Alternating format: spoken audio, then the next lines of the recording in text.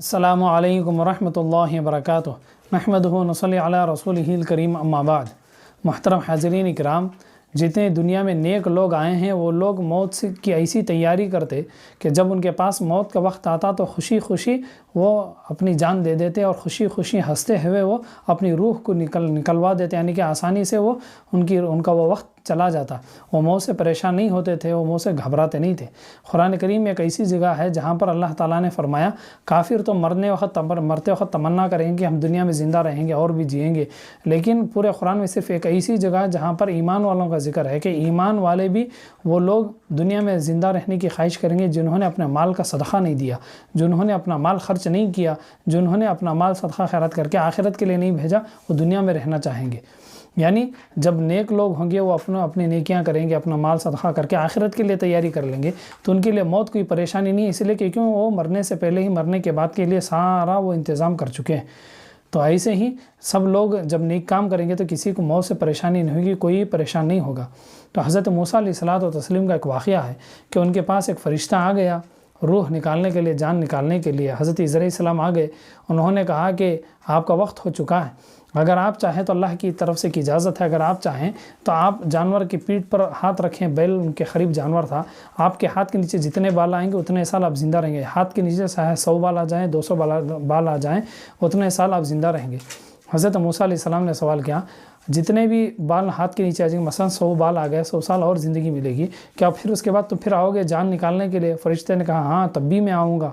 حضرت موسیٰ علیہ السلام نے کہا 100 سال بعد مرنے میں کیا ہے، آج ہی میرا وقت ہو چکا ہے تو چلو مجھے آج ہی میری جان نکالو۔ پھر اس کے بعد فرشتے نے ان کی روح اسی وقت نکال لی۔ یعنی جو نیک لوگ ہوتے ہیں، چاہے وہ نبی ہوں، رسول ہوں، اللہ کے ولی ہوں، نیک لوگ ہوں، ان کے لیے مرنا کوئی مصیبت نہیں ہے، پریشانی نہیں ہے، موت سے ڈرتے نہیں ہیں۔ کیوں؟ اس لیے کہ انہوں نے مرنے کے بعد کی زندگی کے لیے انہوں نے نیک کام کیے ہیں، اچھے اچھے کام کیے ہیں، ثواب کے کام کیے، ان کو کوئی پریشانی نہیں ہے۔ جو لوگ نیک کام نہیں کرتے وہی ڈرتے ہیں، کیوں؟ اس لیے کہ مرنے کے بعد ان کے گناہوں کا ان کا عذاب دیا جائے گا، ان کو سزا ملے گی، اس لیے وہ نہیں چاہتے کہ وہ آخرت میں جانی موت آئے اور وہ دنیا میں ہی رہنا چاہتے ہیں۔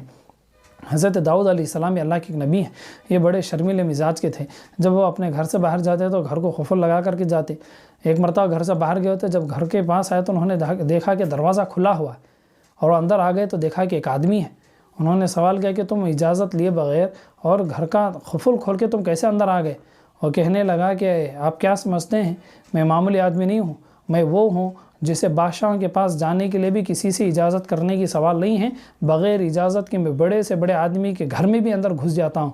اور اللہ کے نبی تھے، وہ سمجھ گئے کہ یہ موت کا فرشتہ ہے۔ وہ کہنے لگا ہاں میں موت کا فرشتہ ہوں، میں جان لینے کے لیے آیا ہوں۔ پھر اس کے بعد حضرت داؤد علیہ السلام سمجھ گئے کہ میری زندگی ختم ہو گئی ہے، اور اللہ کی طرف سے فرشتہ میری روح نکالنے کے لیے آیا ہے۔ اس کے بعد وہ زمین پر سو گئے، اپنے اوپر انہوں نے ایک چادر اوڑھ لی، جیسے سوتے وقت لوگ کمبل وغیرہ اوڑھ لیتے ہیں، اس طرح انہوں نے اپنے جسم پر کمبل اوڑھ لی۔ فرشتے نے اسی وقت ان کی روح نکال کر کے چلے گئے۔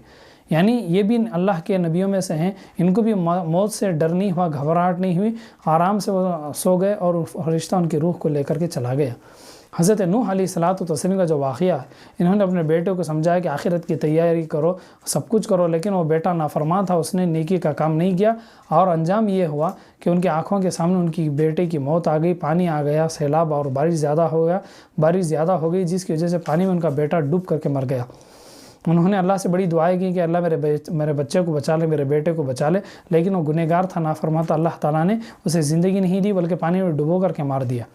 یعنی جب موت کا وقت آتا ہے تو نافرمانوں کے لیے نبیوں کی دعا بھی کام نہیں کرے گی، اس لیے اپنی اولاد کو نیک بنانا چاہیے، اپنی اولاد کو اچھی بنانا چاہیے۔ اور ایسے اللہ کے نبی علیہ الصلوۃ والتسلیم کو کئی سالوں بعد ایک بیٹا ہوا جن کا نام تھا ابراہیم، اور اس بیٹے کا بھی انتقال ہو گیا تو اللہ کے نبی السلام رونے لگے۔ کسی آدمی نے سوال کیا کہ آپ کیوں رو رہے ہیں؟ انہوں نے کہا کہ بیٹا ہے، بیٹے کا انتقال ہو گیا، اس لیے میں رو رہا ہوں، لیکن پھر بھی میں اللہ کے فیصلے پر راضی ہوں، اللہ چاہے تو اولاد دیتے بھی ہیں، اولاد واپس کو لے لیتے ہیں، اللہ نے میری اولاد کو واپس اپنے پاس بلا لیا، تو میں اللہ کے فیصلے پر راضی ہوں، لیکن بیٹا ہے، بیٹے کی محبت ہے، بچوں کی محبت ہے، اس لیے بیٹے کے موت پر میں رو رہا ہوں، میری آنکھیں رو رہی ہیں، میرا دل بھی رو رہا ہے۔ یعنی انسان ہے تو انسان کی وجہ سے انسان کے دل میں رحم ہوتا ہے، محبت ہوتی ہے، پیار ہوتا ہے۔ تو کہنے کا مطلب یہ ہے کہ موت کسی کو نہیں چھوڑتی، نہ نبیوں کو وہ چھوڑے گی، نہ نبیوں کی اولاد کو چھوڑتی ہے، نہ نیک لوگوں کو چھوڑے گی، نہ گنہگاروں کو چھوڑے گی۔ موت کسی کو نہیں چھوڑتی، لیکن نیک لوگوں کی جب موت آتی ہے تو پریشان نہیں ہوتے، بلکہ وہ جانتے ہیں کہ اب اصلی زندگی تو موت کے بعد ہے، وہ آرام سے جان دے دیتے ہیں۔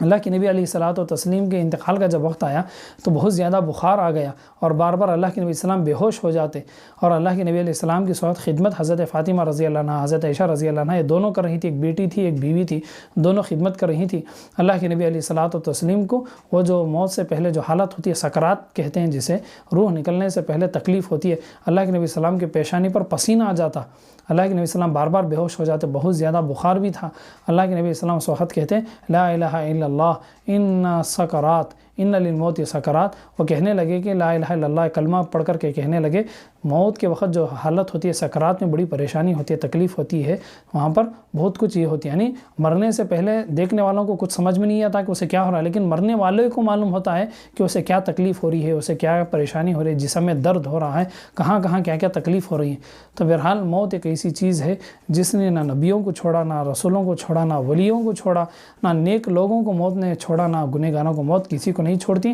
تو اس لیے ہر انسان کو اپنے لیے نیک کام کرنا، صدقہ خیرات کرنا، موت کی تیاری کرنا چاہیے۔ اللہ تعالی ہم تمام کو عمل کی توفیق دے۔ آپ حضرت عیسی دین اسلام کو جاننے کے لیے ہمارے چینل 95 اسلام کو سبسکرائب کریں، لائک کریں اور شیئر کریں۔